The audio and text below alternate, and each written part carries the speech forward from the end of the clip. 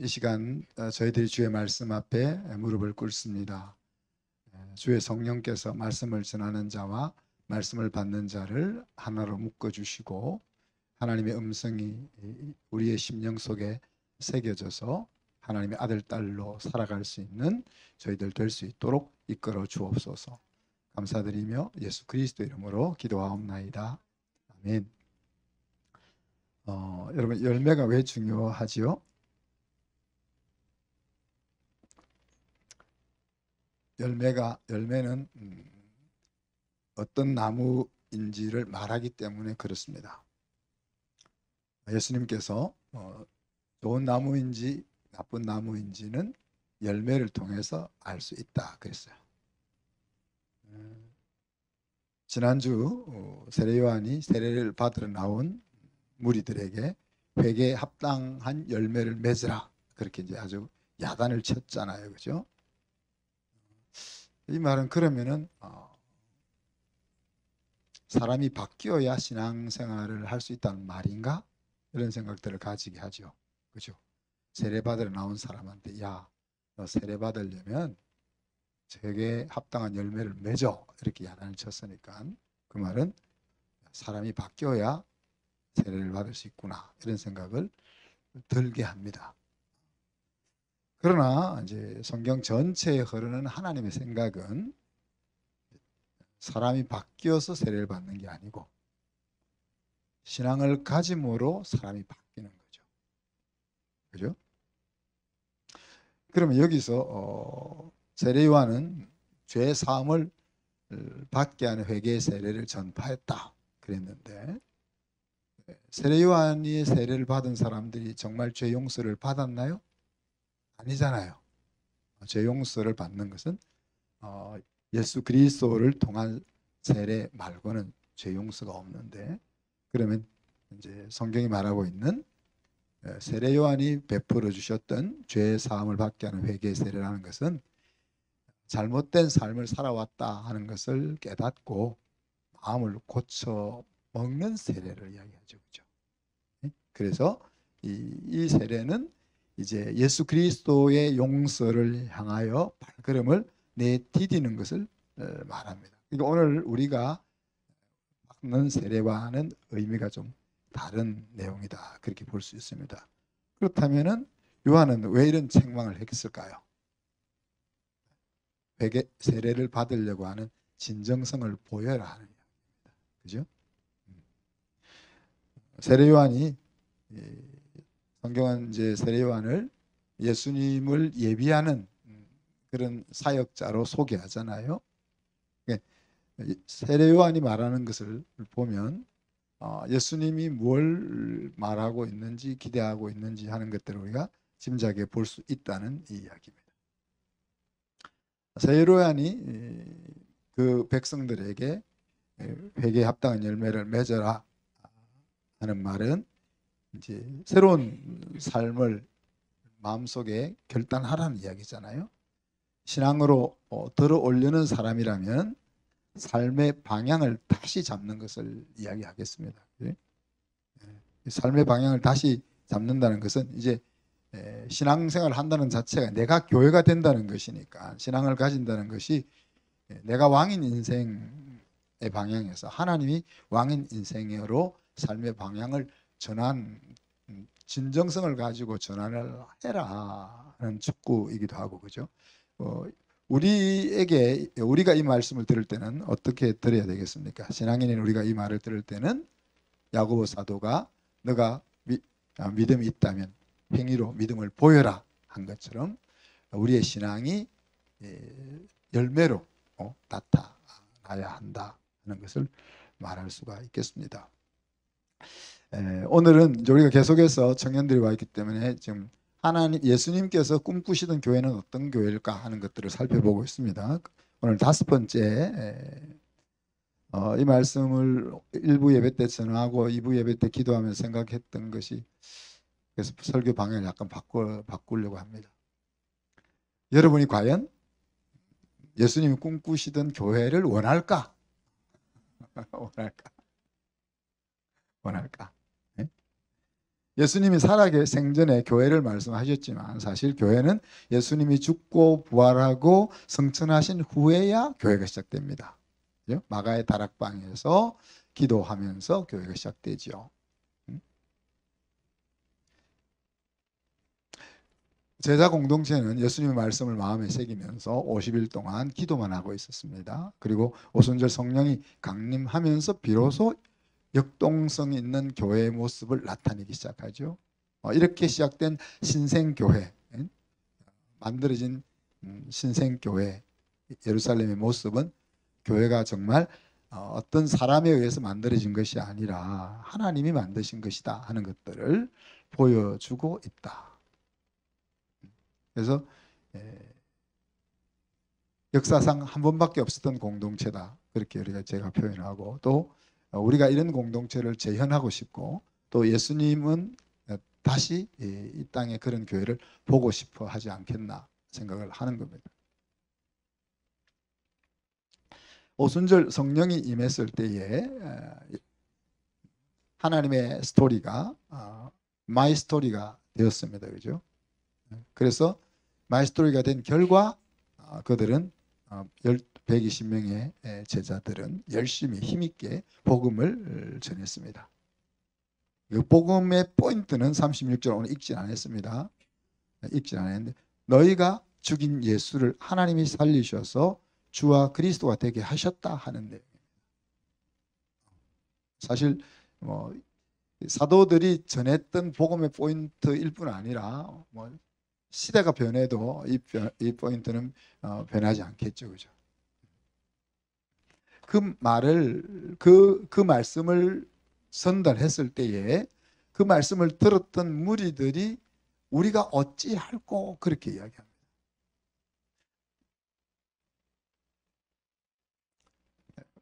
우리 친구들이나 우리 주변에 있는 사람들에게 너희 죄 때문에 예수님이 십자가에 달려 돌아가실 수밖에 없었고 너희를 위해서 죽으신 그 예수님을 하나님이 살리셔서 정말 예수님이 하나님의 아들인 것을 보여주셨으니까 이제 너희들이 그 예수님을 너희들의 주인으로 왕으로 섬기는 인생을 살아라. 그렇게 말하면 알았습니다. 그렇게 대답합니까?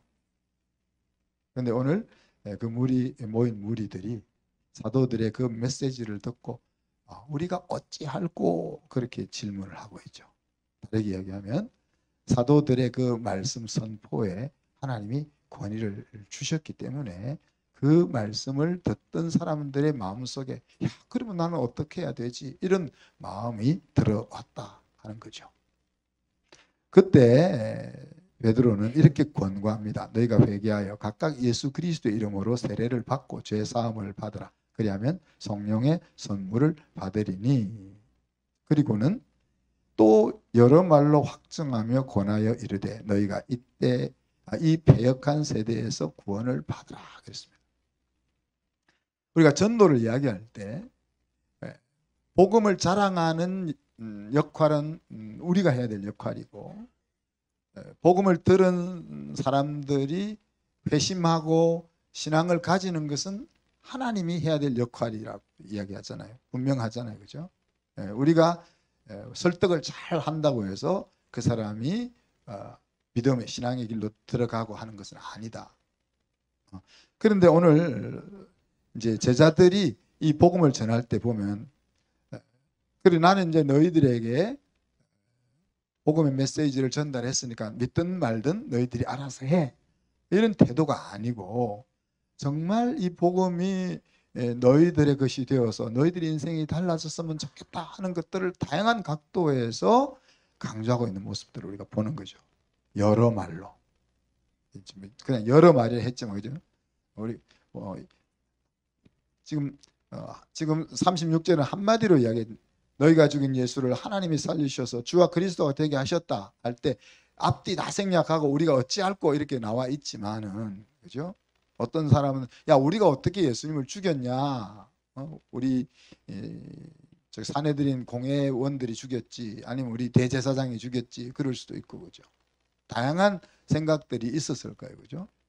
그런 것들을 이런 뭐 잠재우기 위해서 자기들이 설명할 수 있는, 자기들이 보여줄 수 있는 여러 증거의 말들로 확정하면서 또 강력하게 권하는 이런 일들이 있었다 하는 이야기. 이것이 이제 복음의 은혜를 마음속에 담고 있는 사람의 태도다, 그렇게 볼 수 있죠. 그러자 3,000명이나 세례를 받고 교회 신도의 수가 더해졌다 그랬어요. 교회가 부흥했다는 이야기죠. 그리고 뒤에 이제 47절에 보면 하나님이 구원 받는 사람을 날마다 더하셨다. 그래서 이 교회는, 이 예루살렘 교회는 날마다 스토리가 있으니까 그곳에 하나님이 새로운 성도들을 계속 보내주셨다 그랬습니다. 우리가 서울에서 이곳으로 10명이 내려와서 어린아이까지, 어른하고 아이들까지 다, 이렇게 아이들까지 다 포함해서 10명이로 시작된 교회가 이제 300명 정도 되는데 20년이 걸렸습니다. 그런데 오늘 초대교회는 몇 달이 안 되어서 3,000명이 넘는 그런 교회로 세워져 가는 모습들을 보고 있는 거죠. 사도행전을 기록한 누가는 순식간에 이루어진 이 최초의 교회가 집중한 것이 무엇이고 그 결과가 어떤 것인지 하는 것들을 우리에게 보여줍니다. 자, 오늘 이런 이제 지금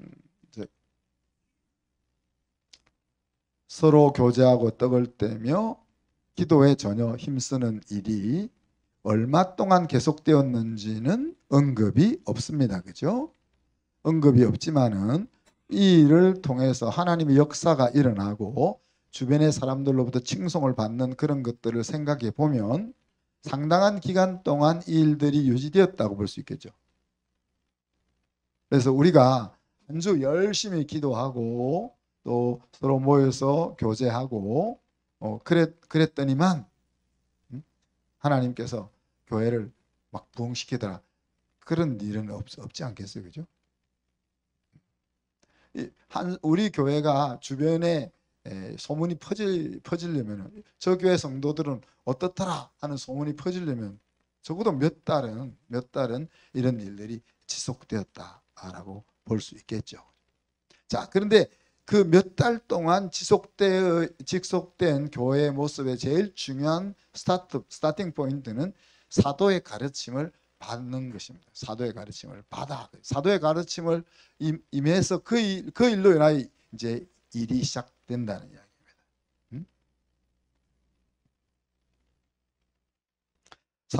사도들이 무엇을 가르쳤겠나 생각하면 그들이 사도의 가르침을 받아 어떤 행동을 했는지가 두 가지가 소개되잖아요. 하나는 서로 교제하며 떡을 떼고 그랬어요.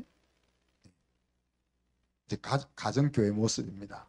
그래서 모여서 교제한다는 것은 히브리 10장 24, 25절에 나와 있는 것은 서로 사랑과 선행을 격려하는 그 일들이 일어나고, 그 다음에 떡을 뗀다는 것은 예수 안에서 가족이 되어가는 그런 모습들을 지금 제자들이 사도들이 가르치고 있는 거예요. 그리고 기도하기를 전혀 힘썼다는 말은 오로지 기도하는 일에 매진했다. 이제 교회가 세워졌으니까 교회 부흥을 위해서 전도하러 가자, 아니면 사회 봉사를 하러 가자, 뭔가 사역을 하러 가자, 그것이 아니고 그냥 모여서 기도하기를 힘썼다, 그렇게 이야기했습니다. 마가의 다락방에서 이 120명의 제자들이 어떻게 기도했던가를 생각해 보면 교회에 모여서 기도하기를 힘쓴 내용이 무엇이겠습니까? 예수님께서 마지막 남겨주셨던 지상명령, 그리고 성령이 임하기까지 기다리라, 하여튼 그 내용을 가지고 얘들이 기도했지 않겠어요, 그죠? 그 결과 하나님이 일을 하십니다. 하나님이 일이 어떤 식으로 진행됩니까? 사도들에 의해서 많은 표적과 기사가 나타났다. 자, 여러분 이 순환 구조를 잘 보세요. 먼저 사도들이 하나님의 말씀을 전했어요. 하나님의 말씀을 전하니까 성도들이 그 말씀을 자기 것으로 받아서 그냥 삶 속에 옮겨, 지금 몇 달 동안 삶 속에 옮겼어요. 그러니 그 모습을 사역 목회자와 성도들이 말씀 안에서 하나가 되어 가지고 하나님의 사람으로 살아내는 일이 몇 달 동안 지속되니까 하나님이 그 사도들을 통해서 표적과 기적이 나타나게 했다. 이 12사도가 자기의 능력을 가지고 기적을 나타낸 게 아니고 여기서 나타난 것은 바로 하나님의 나라가 눈에 보이도록 임했다는 이야기입니다.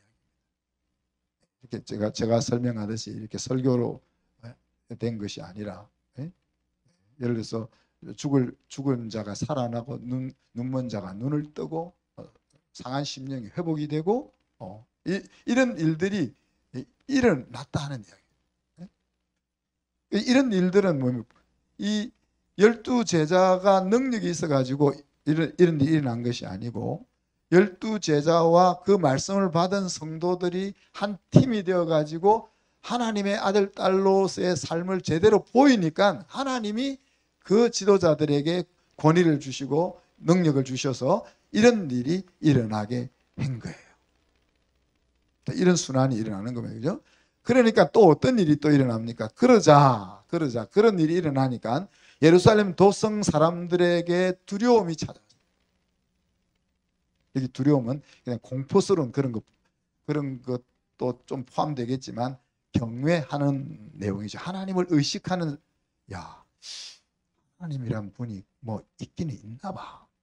그래서 함부로 못하는 그런 생각들이 일어난 거예요. 우리 유기철 목사님과 우리 올해 졸업했던 12학년 19명 학생들과 우리가 2월 달에 필리핀 두게가라오 지역으로 가서 선교 봉사를 하고 왔잖아요. 그곳에 이제 이런 넷쯤 되셨을 거예요. 지금 선교사님 연세가 그러신데 그분이 전혀로 그곳에 교회가 없는 그곳으로 들어가서 40년 동안 여자 혼자서 사역을 하면서 39개 교회를 세워나간 거예요.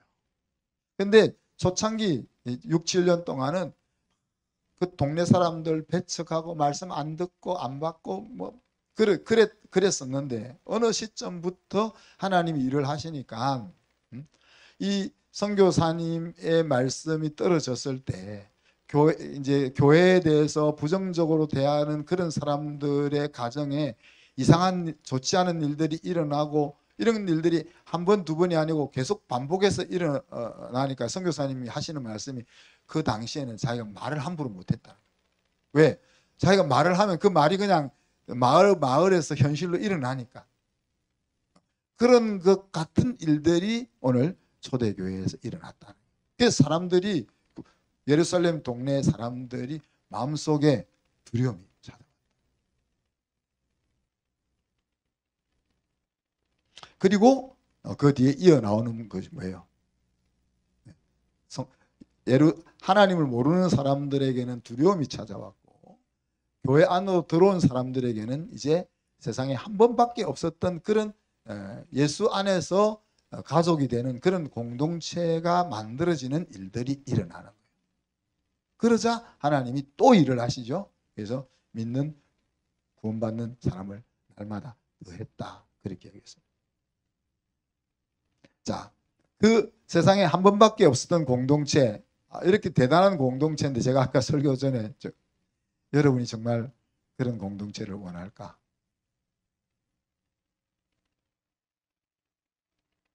우리도 이런 교회가 되기를 원할까? 의문이 가는 거죠.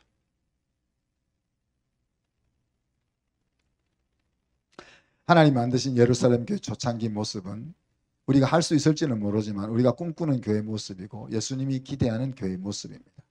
믿는 사람들 모두가 함께 모든 물건들을 공동으로 사용한다.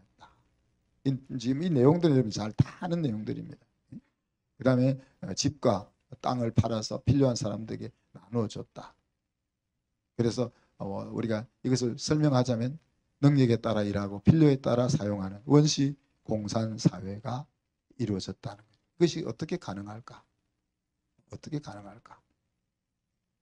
여러분, 교회는 우리가 어떤 사람들이 모이는 곳이라 했습니까? 죄인들이 모이는 곳이라 했잖아요. 네?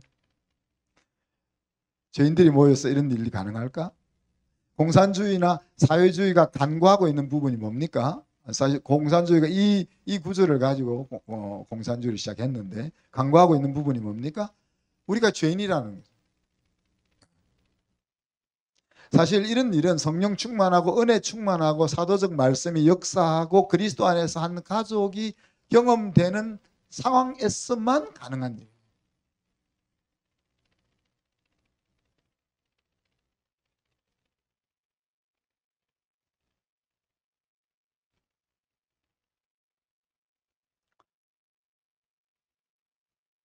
아버지는 가족의 행복을 항상 생각합니다.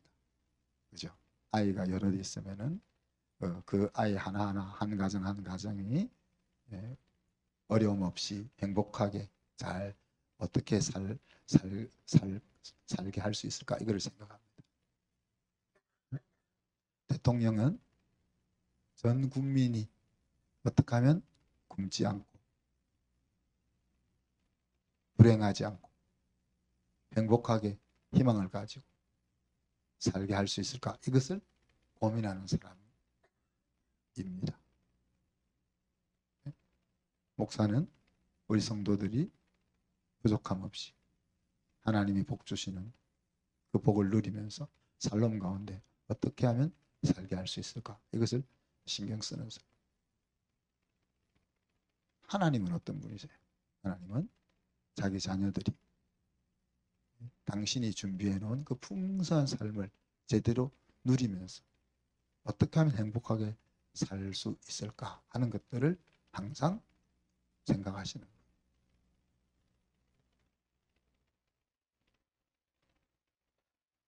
그러니 이런 교회를 예수님이 꿈꿀 수밖에 없지 않겠나요, 여러분?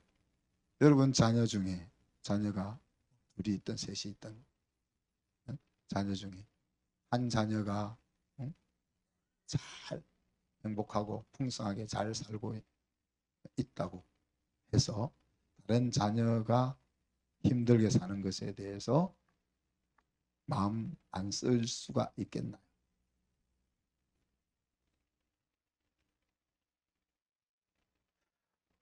우리 유기철 목사님 떼제 공동체 갔다 오셨는데 떼제 공동체는 이제 수사들은 또 결혼도 안 하고 그죠? 저는 되고 싶어도 결혼해가지고 못하겠네. 또 자기 소유 재산 다 팔아서 자, 그런 것까지는 못하더라도 지금 오늘 사도행전 2장에 나와 있는 이런 그렇게 가족 같은 공동체는 우리가 생각해야 되지 않느냐 하는 이야기.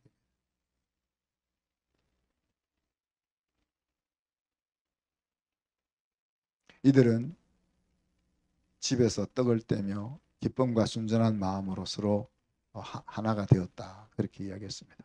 이 가정교회죠. 그죠? 주일이 되면 성전에 모여서 말씀 듣고 기도하고 주중에는 그냥 뭐 금요일 날 모이라 이런 말은 안 했을 거예요. 그죠? 화요일 날 모이는 사람, 금요일 모이는 사람, 수요일 모이는 사람, 매일 모이는 사람 하여튼 정해놓고 모인 것이 아니라 좋으니까 응? 왜 좋으냐 하는 질문만큼 어리석은 질문이 없죠. 그죠? 하나님을 만나서 인생이 회복되니까 할 말이 얼마나 많아요. 네. 우리 예루살렘 순에 있으면은 정신 안 차리면 한마디도 말 못해요. 계속 자기 할 말 하기 때문에 할 말이 많아. 할 말이 많아. 내 인생이 회복되었으니까 내 삶의 방향이 잡혔으니까 할 얘기가 얼마나 많아요. 그러니 틈만 나면 같이 모이는 거예요. 틈만 나면 같이 모이는 거예요. 모이면 밥 먹고. 저는 우리 청년들이 좀 그랬으면 좋겠어요. 그래서 이제 교회를 짓고 나면은 청년들이 모이는 아지트가 됐으면 좋겠어요. 그래서 와서 공부도 같이 하고 또 사업도 같이 구상하고 또 연애도 하고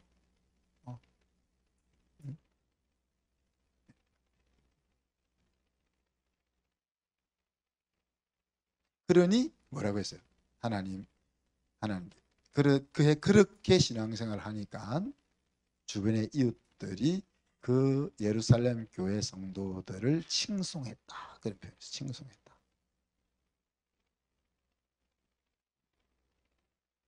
초대교회를 한마디로 이야기하면 말씀의 능력이 살아있는 교회잖아요. 근데 그 말씀의 능력이 살아있는 것을 우리가 오늘 말씀을 다른 각도에서 봐야 되잖아요. 목회자의 몫이 있고 성도의 몫이 있더라는 거예요.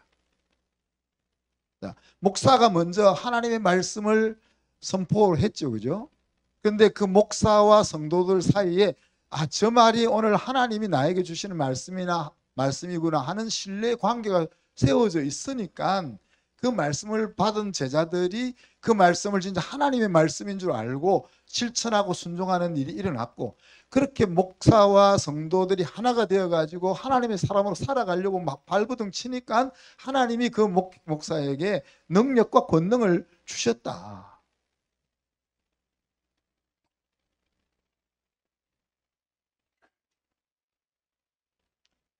그리고 초대교회는 그 말씀이 능력으로 살아있는 공동체일 뿐 아니라 그것이 어떻게 이어져 갔습니까? 예수 안에서 가족되는 공동체로 이어져 갔습니다. 어떻게 내 재산을 나누어 줄 수 있겠어요? 어떤 경우는 부모 자식 간에도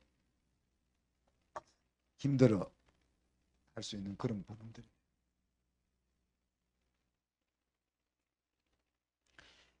우리 교회 성도들이 적어도 우리 교회 성도들 가운데 먹고 사는 것이 힘든 성도들이 없어야 되지 않겠어요, 그죠? 이런 생각이 들어요. 예를 들면은 나는 먹고 사는 것이 편안해. 그런데 우리 성도들 가운데 먹고 사는 것이 갑자기 사업이 어려워져서 먹고 사는 것이 힘든 사람이 있으면 그것을 내가 책임져야 될 것 같은 생각들이 우리 속에 있어야 된다는 거예요. 오늘 이 말씀으로 이야기하자면 나는 사업이 잘 돼가지고 부족함이 없고 내 자녀 교육을 시키는 것도 풍족하고 또 넉넉하게 살고 있는데 우리 성도 가운데는 그 잘 안 되는 집이 있어. 그럼 그것이 내 마음, 그것이 저 집 일이고 내 집 일이고 나는 상관이 없어가 아니고 어떻게 하면 저 집도 우리처럼 그렇게 될 수 있을까 하는 것들을 생각하는 것이 교회라는 이야기, 가족이라는 이야기. 우리가 얼마를 도와주고 도움을 받고 그 문제가 아니라 우리가 서로가 여기에 모여 있는 우리가 서로가 나만 행복하고 나만 잘 되고 있으면은 문제가 없는 것이 아니라 내 옆에 있는 다른 목장의 식구들이 어떤지가 신경이 쓰이고 관심이 가는 곳이 오늘 주님이 생각하는 교회라 하는 이야기죠.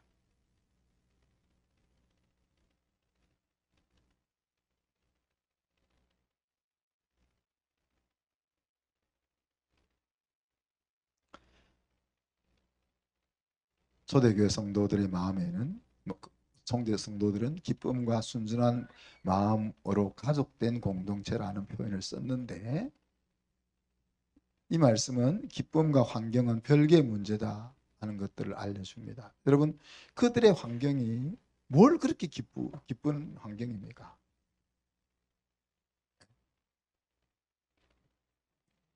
고대 사회, 특히 초대교회 그 당시만 해도 가난한 사람들이 교회에 많이 오잖아요.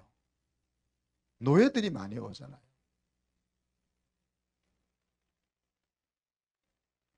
자기의 삶의 환경으로 치자면 뭘 기쁨이 있을 거고 뭘 마음이 평강이 있겠어요. 그런데 그 환경과는 관계없이 하나님이 주시는 평강과 기쁨이 있는 그런 곳이었다 하는 이야기. 그러니 하나님이 뭐예요? 매일 구원 얻는 사람을 교회에 더해줬다 그렇게 얘기했어요.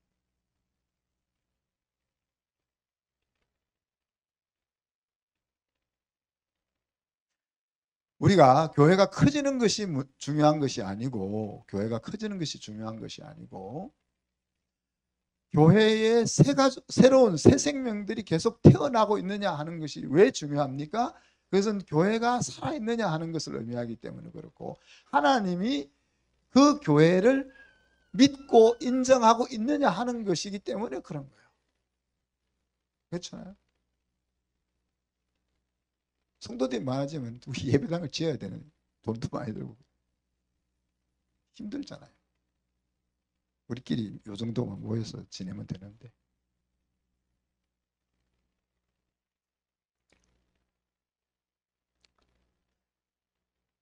초대 예루살렘 교회는 하나님이 인정하고 믿는 교회, 그리고 건강하게 살아있는 생명 같은 교회, 우리가 꿈꾸는 교회, 예수님이 꿈꾸는 교회. 그래서 오늘 엑스티킷은 나는 주변으로부터 칭송을 받고 있는가? 나는 우리 가족들로부터, 우리 친척들로부터, 우리 직장 사람들로부터, 우리 이웃들로부터, 그들이 예수님을 믿으러는 나오지 못해도 않아도 그래 너는 좀 달라 그런 소리를 듣고 있는지,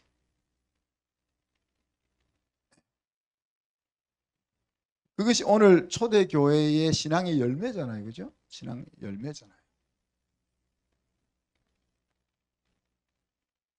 예수님의 부활과 성령의 강림으로 이 땅에 교회가 생겼습니다. 그리고 그 교회를 하나님은 기뻐하셨고 또 자기 자녀를 안심하고 맡길 수가 있었습니다. 예루살렘 교회 공동체 멤버들은 그 자기 그 교회에 대한 자부심을 가지고 있었고, 세상에 영향력을 미치면서 잃어버렸던 하나님의 백성들을 하나님 품 안으로 돌아오게 하는 그 일을 계속 감당할 수가 있었습니다. 심지어는 믿지 않는 사람들까지도 저 사람들은 뭔가 달라 이런 소리를 하게 만들었습니다. 앞에서 말씀드렸던 것처럼 우리가 몸담고 있는 우리 한순교회가 이런 공동체가 될 수는 없는가? 여러분 대답은 잘해야 돼요. 내가 열심히 돈 벌어서 우리 자녀들만 편안하게 살면 될 줄 알았는데 이제 우리가 한 100가정 정도 되거든요. 우리 100가정이 다 행복해야만 돼.